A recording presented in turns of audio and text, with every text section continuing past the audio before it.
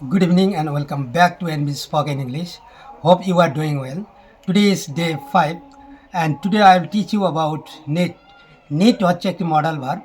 এটা কখনো কখনো মেইন ভার্ব হিসেবে ব্যবহার হয়, এই জন্য একে সেমি মডাল বলা হয়। নিডের অর্থ হচ্ছে প্রয়োজন বা দরকার।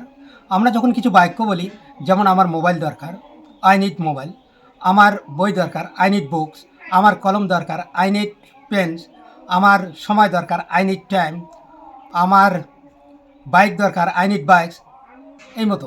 এটা যখন আমরা নাবাচক করব, subject plus don't plus need plus noun, মানে যেটা প্রয়োজন, যেটা দরকার ওটা দিতে হবে। যেমন আমার মোবাইলের দরকার নেই বা আমার মোবাইলের প্রয়োজন নেই, আই ডোন্ট নিড মোবাইল। আমার বাইকের দরকার নেই, আই ডোন্ট নিড বাইক। আমার বইয়ের দরকার নেই, আই ডোন্ট নিড বুকস।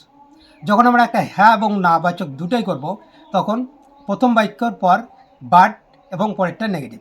যেমন আমার মোবাইলের দরকার, বাইকের দরকার নেই, I need mobile but I don't need bike. আমার বইয়ের দরকার, কলমের দরকার নেই, I need books but I don't need pens. এই মতো করে প্র্যাকটিস করতে হবে এবং সেন্টেন্স বানাতে হবে নিজে নিজে। Actually need is a modal verb and sometime it use as a main verb, so it's call semi modal. It's not originally modal verb and not originally main verb. আর নিডের আরেকটা ব্যবহার আছে, যেমন নিড টু প্লাস ভার্ব। যেমন আমার যাওয়া দরকার, আই নিড টু গো। তোমার যাওয়া দরকার, ইউ নিড টু গো।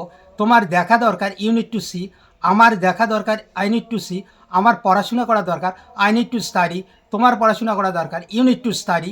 এই মতো করে, মানে যখন আমার যাওয়া দরকার বা আমার যাওয়া প্রয়োজন, আমার পড়াশোনা করা দরকার বা আমার পড়াশোনা করা প্রয়োজন, তখন নিড টু প্লাস ভার্ব দিতে হবে, মানে যেটা করবে। যেমন আমার রান্না করা দরকার, আই নিড টু কুক। আমার আমার লেখা দরকার, আই নিড টু রাইট। এই মতো করে প্র্যাকটিস করতে হবে এবং সেন্টেন্স বানাতে হবে।